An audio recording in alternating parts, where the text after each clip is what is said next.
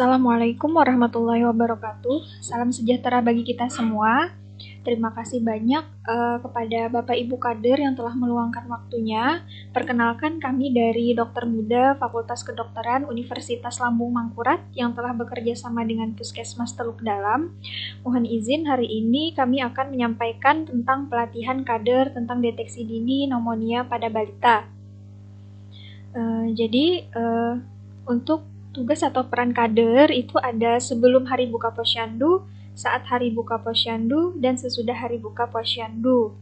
Kemudian untuk 5 meja posyandu, yang meja 1 itu ada registrasi, yaitu tempat pendaftaran ibu hamil, ibu menyusui, balita. Kemudian meja 2 ada penimbangan, pengukuran berat badan, tinggi badan.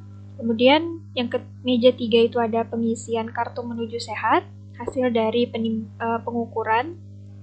Kemudian meja 4 itu ada penyuluhan, dan meja terakhir ada pelayanan kesehatan, KB, dan imunisasi.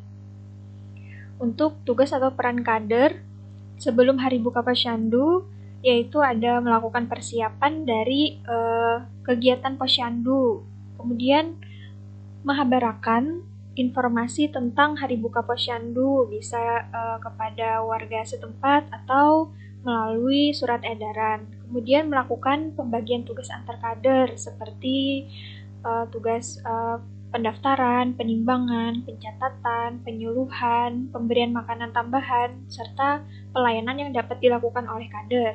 Kemudian melakukan koordinasi dengan petugas kesehatan dan petugas lainnya terkait dengan layanan kesehatan yang akan diselenggarakan. Untuk tugas atau peran kader sebelum hari posyandu selanjutnya itu ada menyiapkan bahan penyuluhan dan pemberian makanan tambahan. Ini disesuaikan dengan permasalahan yang dihadapi para orang tua. Misalnya menyiapkan bahan-bahan makanan apabila ingin melakukan demo masak.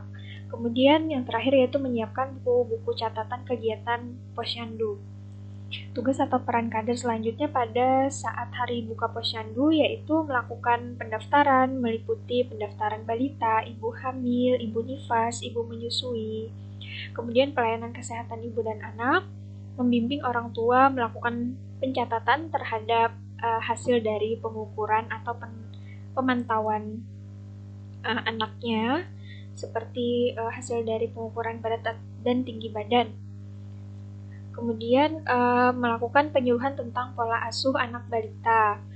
Ini kepada orang tua atau keluarga dari balita, misalnya bagaimana cara menyusui yang baik dan benar, bagaimana memberikan makanan tambahan yang baik dan benar kepada balita.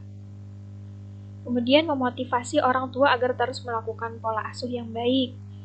Kemudian menyampaikan penghargaan kepada orang tua yang telah datang ke posyandu, supaya dan juga meminta mereka agar datang kembali ke posyandu berikutnya. Kemudian menyampaikan informasi pada orang tua agar menghubungi kader apabila ada permasalahan terhadap anaknya. Misalnya anaknya ada sesak ataupun batuk. Nah, itu bisa menghubungi Bapak Ibu kader. Kemudian melakukan pencatatan kegiatan yang telah dilakukan pada saat hari buka posyandu. Kemudian tugas selanjutnya itu sesudah hari buka posyandu, yaitu melakukan kunjungan rumah pada balita yang tidak hadir pada saat hari buka posyandu. Kemudian memotivasi masyarakat, misalnya menanam tanaman obat keluarga seperti daun sirih, membuat tempat bermain anak yang nyaman dan aman, kemudian memberikan penyuluhan ataupun melajari bagaimana perilaku hidup bersih dan sehat, misalnya bagaimana cara mencuci tangan yang baik dan benar. Kemudian melakukan pertemuan dengan tokoh masyarakat, misalnya seperti Pak RT, pimpinan wilayah, untuk menyampaikan hasil dari kegiatan posyandu dan mengusulkan agar mendukung kegiatan posyandu terus berjalan.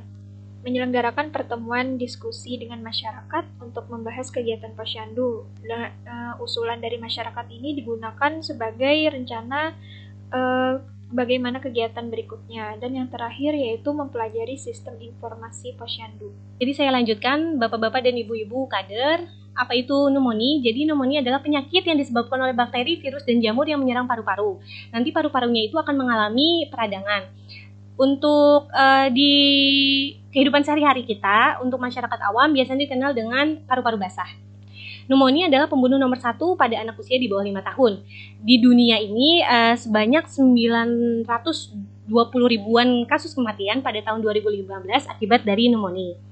Untuk di Indonesia sendiri, angka kematiannya cukup besar, yaitu 1,8 juta pada tahun 2007. Nah, pneumonia ini sendiri yaitu urutan kedua setelah penyakit diare atau berakan, jadi kita rancak menyambat.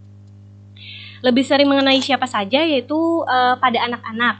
Di sini penyebab dari pneumonia ada faktor dari lingkungan dan anak itu sendiri. Kalau lingkungan seperti ventilasi yang buruk sehingga aliran udara di dalam rumah itu tidak bersih, kemudian adanya orang tua yang merokok. Nah, orang tua yang merokok ini bisa menyebabkan pneumonia karena asapnya itu langsung mengenai si anak bayi atau balita, atau juga misalnya mengenai tidak langsung. Nah, kalau mengenai tidak langsung, misalnya abahnya berokok di luar, anaknya di dalam rumah, kan itu jauh loh jaraknya, tetapi asap rokoknya ini menempel pada baju si abahnya. Kemudian abahnya parak-parak lawan anaknya, terus anaknya menghirup atau kena di pakaian abahnya. Nah, itu juga bisa memicu dari pneumonia. Terus juga kita sering pakai obat nyamuk, nah itu asapnya juga bisa menyebabkan pneumonia. Kemudian ibu-ibu yang menyusui anaknya secara eksklusif kurang dari 6 bulan, atau dia tuh ibunya tuh kadang menyusui selama 6 bulan, nah itu bisa menyebabkan kekebalan atau pertahanan tubuh si bayi itu menurun sehingga mudah terserang dari penyakit. Kemudian juga imunisasi yang kada lengkap itu bisa juga pemicunya. Kemudian gizi buruk nih memicu atau berhubungan dengan si kekebalan tubuh tadi sehingga mudah terserang penyakit anak-anak tersebut. Kemudian kita lanjut, tanda dan gejalanya itu demam, sesak napas atau ngalih behinak, batukan, kemudian napas cepat atau manggah, kemudian adanya napas cuping hidung atau hidungnya melarak, kemudian kempes, melarak, kempes dengan cepat seperti itulah, atau kembang kempis. Nah, itu hidungnya curiga kita itu tuh pneumonia. Selanjutnya lah, ini ada video. Di sini videonya ini tentang adanya tarikan dinding dada, tarikan napas yang dalam pada bayi. Ini merupakan tanda-tanda pneumonia juga. Kita lihatlah.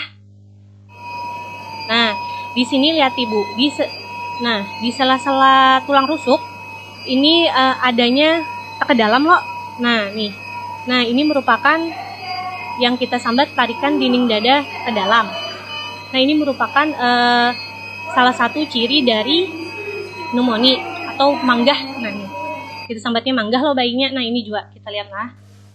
Nah, nih di bagian bawah dada. Nah, di sini. Nah, ke dalam juga loh. Ini sama juga tanda-tanda bayi manggah. Kita bisa curiga ini pneumonia lah.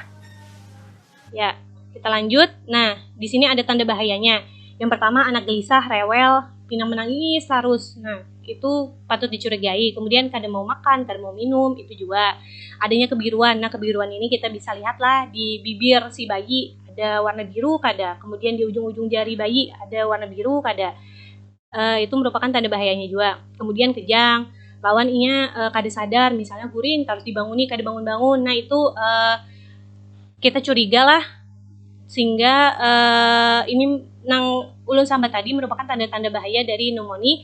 Nah, jika ada salah satu atau beberapa dari gejala-gejala yang tanda bahaya ini, selain yang ditambah dari batuk, demam, sesak napas, kemudian ada napas cuping hidung, habis itu manggah, nah itu disertai tanda-tanda bahaya ini, kita wajib melaporkan ke puskesmas atau pian suruh sidin yang bisi anak tuh ke fasilitas kesehatan lain seperti rumah sakit. Selanjutnya, kita masuk ke materi di mana kita harus mendeteksi dini dari pneumonia.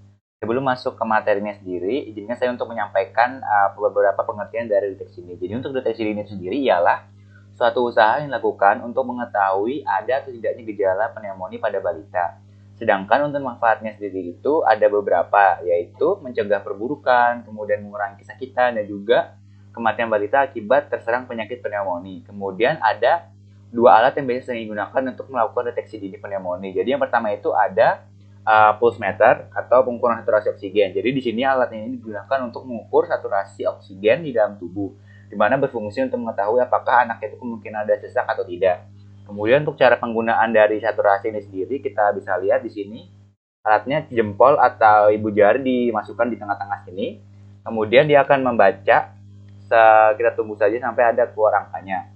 Nah, apabila nanti angkanya di sini keluar itu kurang dari 90%, maka bisa dikatakan balita tersebut sesak.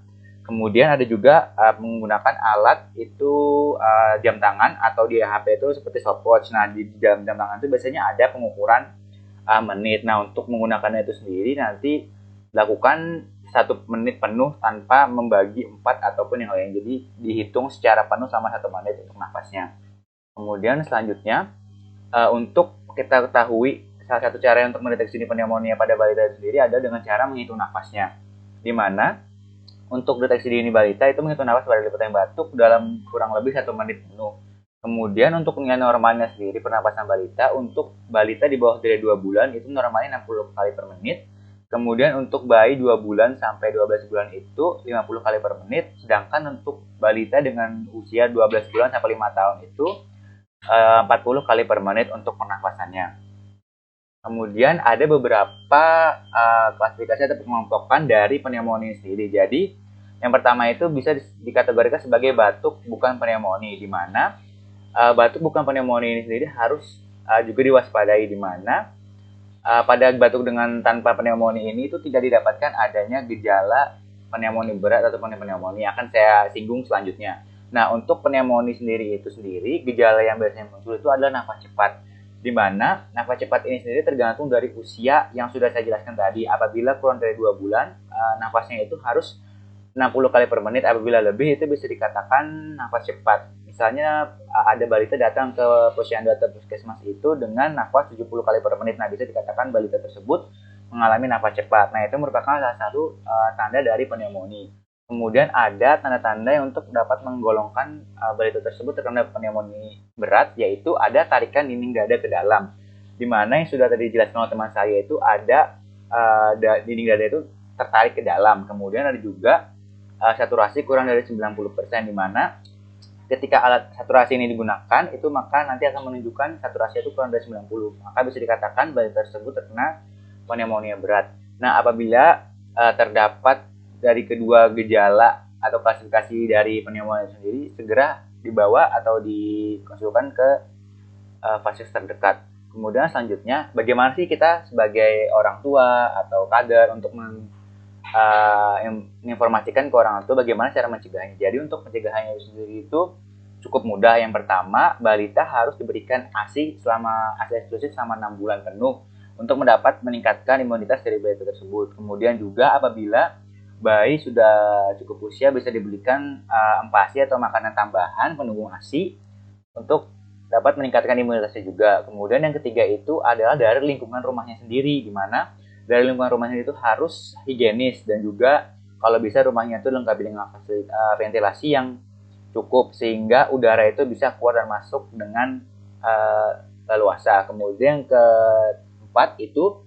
balita juga harus mendapatkan imunisasi lengkap sesuai dengan usianya masing-masing. Kemudian yang terakhir adalah salah satu caranya adalah menghindari asap rokok. Misalnya orang tuanya ada yang merokok atau bagaimana, itu diusahakan jangan terlalu dekat dengan bayinya. Apabila ingin itu usahakan sudah membersihkan diri terlebih dahulu, karena yang kita ketahui bahwa abu atau bekas asapnya itu bisa menempel di badan orang tua dan juga nanti dapat menyebabkan menempelnya pada balita tersebut. Kemudian mungkin itu saja yang bisa saya sampaikan. Terima kasih. Apabila nanti ditemukan kasus di posyandu ataupun puskesmas, itu bisa dilaporkan ke pemegang program yaitu Ibu Mala dengan nomor yang sudah tertera di slide. Itu saja. Apabila ada pertanyaan nanti bisa langsung ditanyakan. Terima kasih.